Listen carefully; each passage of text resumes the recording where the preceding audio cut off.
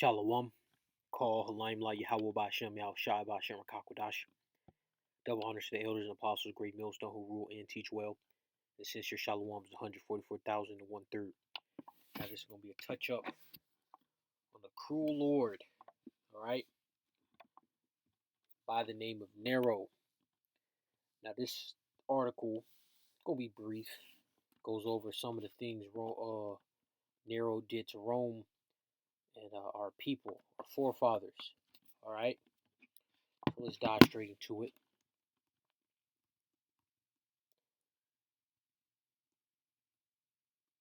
So Nero died just before the siege of 70 AD.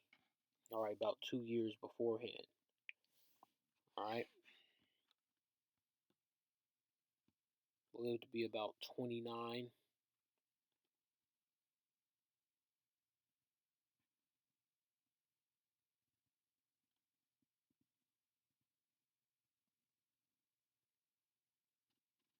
I think his name was changed. No, not his name changed. I think his nickname is Caligula. Or am I mistaken? Let me look that up real quick. Or he has the same, him and Caligula have similar names. I'm looking it up. Okay, Caligula was Gaius Caesar Augustus Germanicus.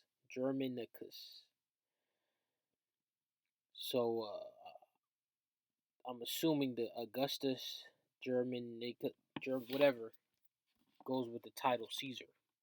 All right, because Caesar, you get that name from the first Caesar, which I believe was Julius. All right.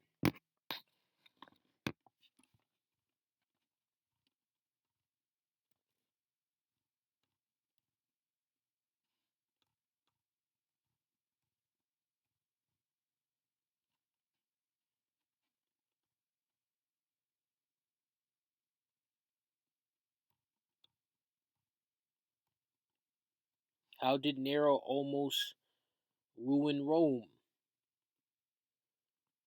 Meanwhile, his megalomaniac, right, need to see the Golden House completed threatened to bankrupt the state treasury, spanning 100 to 300 acres. The complex, and this is how this is going into how Rome burnt down. A good portion of Rome got destroyed, and he blamed it on Judah, Benjamin, and Levi. Okay, I thought this was I think I pretty much sent the wrong one. There was a list. Let me see if I can find. I thought this was going to be a list.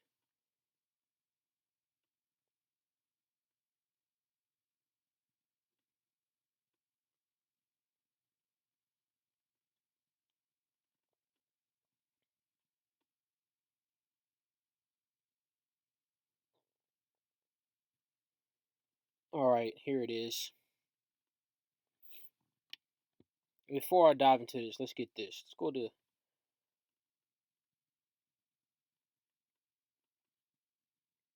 Ecclesiastes, the first chapter, verse 9. The thing that hath been, it is that which shall be, and that which is done is that which shall be done, and there is no new thing under the sun. Let's go into the NIV for that. What has been will be again. What has been done will be done again. There is nothing new under the sun. So Nero, a ruler, all right, the king, coming after the Israelites and doing his cruelty, you're going to see that again. Okay? Made mention in what, Isaiah the 19th chapter.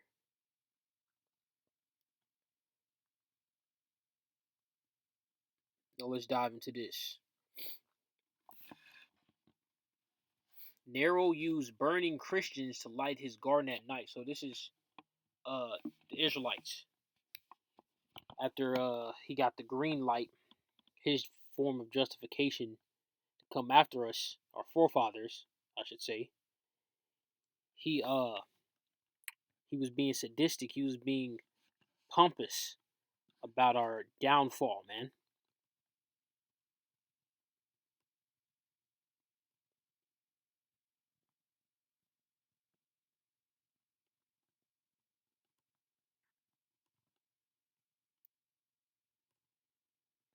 And see, this is what Esau does.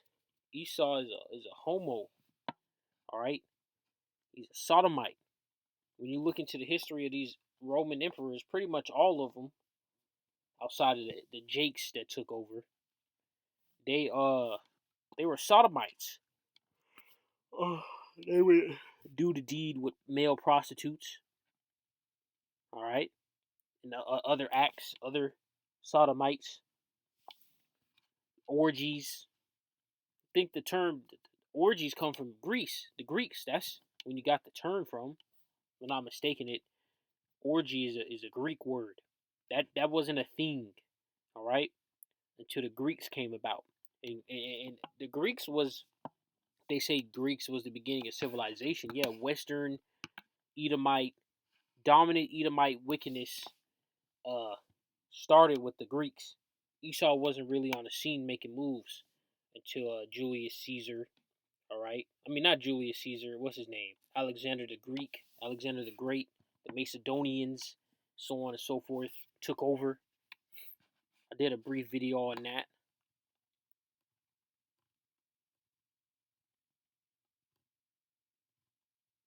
And look, he killed his brother and his mother. See, you see how wicked you have to be. This is the spirit. One of King David's sons was in. What was his name? Absalom. He was ready to take out King David, man, his own father. So this is the wickedness, man, of these devils. This is how, and he was successful at it. Absalom wasn't, but Nero was. Nero was successful in this draconian measures.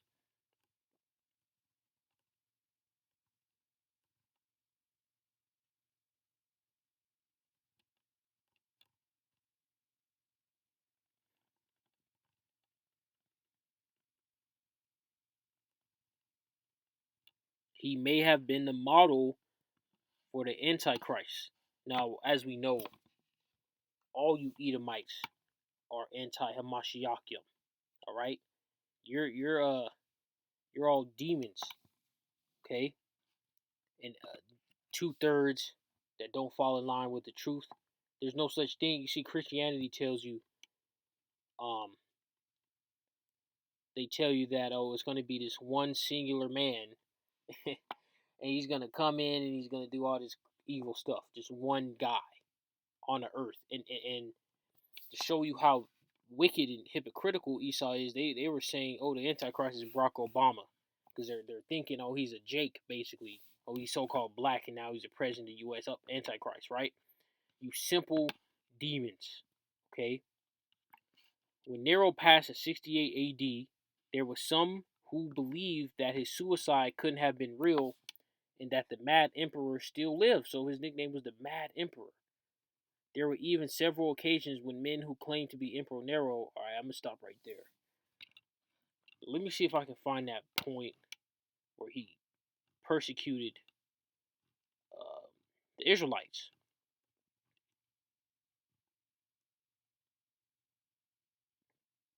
Now, this is just a brief one right here. Let me see if I can find more.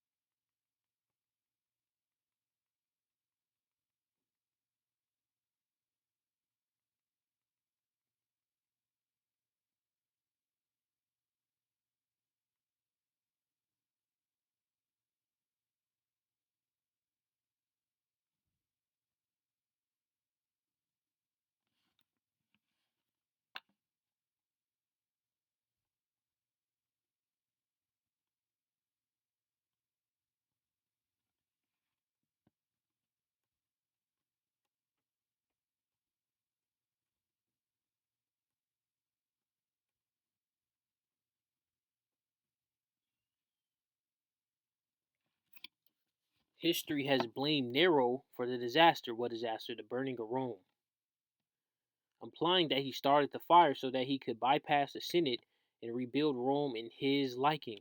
And guess what? You got this beast system, this MOTB system, which is going to be Esau's ultimate goal to be like the Most High, man.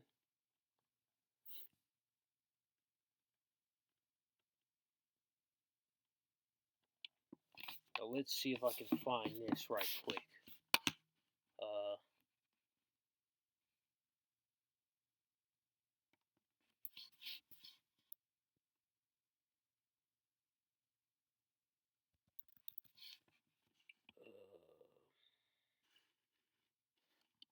okay, it doesn't work like that on here. Hold on. No, when you're on a iOS, the like iPad, iPhone, you can find words real fast by typing it up.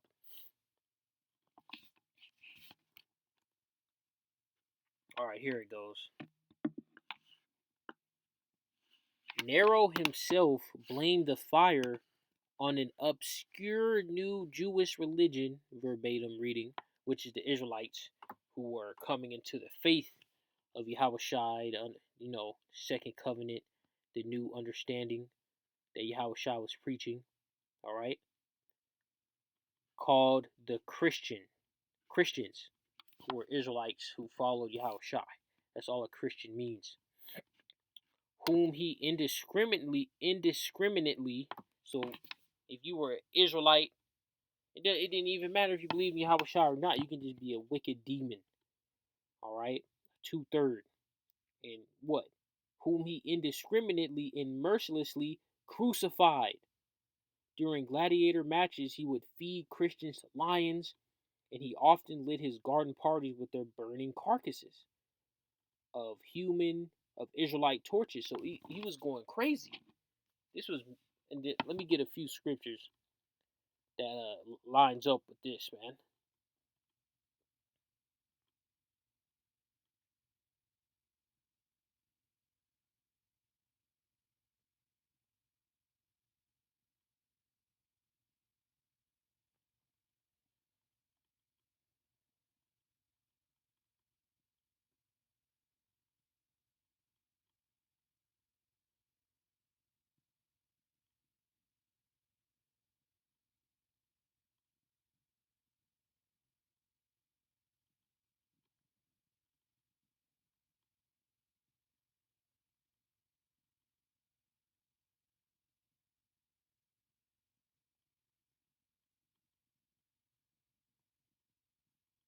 All right, so this is Hebrews, the 11th chapter, which is written by Paul, who was a dweller of Rome.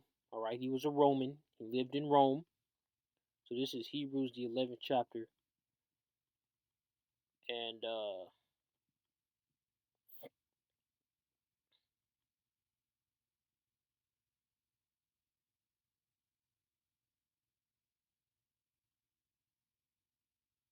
verse 36. And others had trial of cruel mockings and scourgings, yeah, moreover, bonds and imprisonment. They were stoned, they were sawn asunder, so they were cut in half by saw, were slain with the sword. They wandered about in sheepskins and goatskins, being destitute, afflicted, and tormented. So let's get this in the NIV. They were put to death by stoning. They were sawed in two. They were killed by the sword. They went about in sheepskins and goatskins, destitute, persecuted, and mistreated. So they was getting beat up. They wasn't wearing fresh clothes. They was getting tortured, hunted down, killed. All this is gonna happen again, man. And who's gonna be the primary one doing this? The cruel Lord. All right, the cruel Lord, because this is just Rome all over again. They're gonna come after the Israelites. All right, really just Jake in general, but they want the ones that know the names of Yahweh Hashem Shai has 100% truth. All right, according to these scriptures, that's who they really want. But they're coming indiscriminately after the Israelites. Let's get Revelations 13th chapter and verse 1. And I stood upon the sand of the sea and saw a beast rise up out of the sea, having 7 heads and 10 horns, and upon his 10 horns 10 and upon his horns 10 crowns, and upon his heads the name of blasphemy. And the beast which I saw was like to a leopard, and his feet were as the feet of a bear, and his mouth as the mouth of a lion. And the dragon gave him his power and his seat and great authority. Here's the point. Verse 3. And I saw one of his heads as it were wounded to death, and his deadly wound was healed, and all the world wondered after the beast. So this is going into the NATO and the EU and the UN, all right, the beast system. And that wound that was healed was Rome, because Rome came back as Babylon the Great. And Rome, let's get that in, I think, Daniel's 2nd chapter. Rome is the last civilization until uh, the kingdom of heaven, the last rulership, which is Babylon the Great. So this is Daniel's 2nd chapter, and it talks about the 4 kingdoms, and the 4th and final kingdom is Rome. Daniel 2:40, and the 4th kingdom shall be strong as iron, for as much as iron breaketh in pieces and subdueth all things, and as iron that breaketh all these shall it break in pieces and bruise. And this is going into Rome.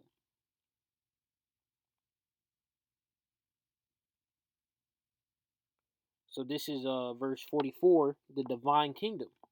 In the days of these kings shall the Most High of heaven set up a kingdom which shall never be destroyed, and the kingdom shall not be left to other people. So this is for the Israelites. But it shall break in pieces and consume all these kingdoms, and it shall stand forever.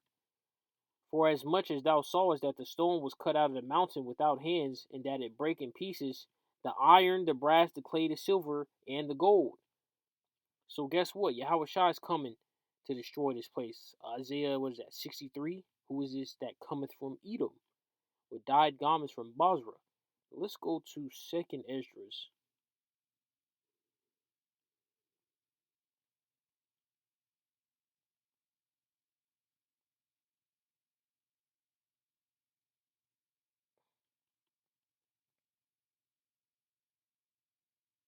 Second Ezra 16 and 68. For behold, the burning wrath of a great multitude is kindled over you, and they shall take away certain of you, feed you being idle with things offered unto idols. So guess what?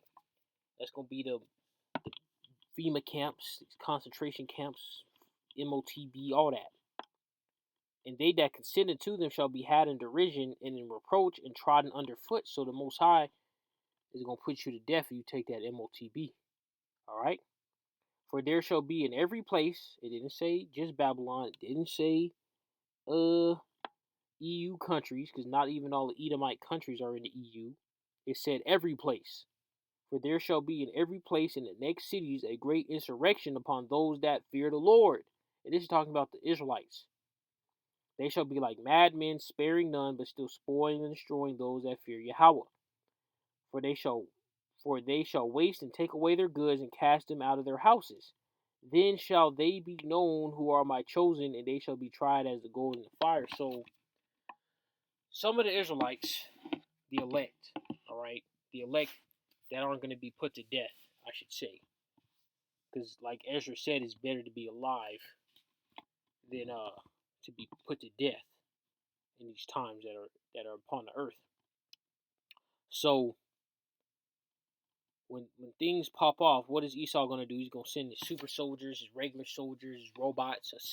A good picturesque that came to my mind is a Harvester Terminator from, I think it's Terminator Salvation.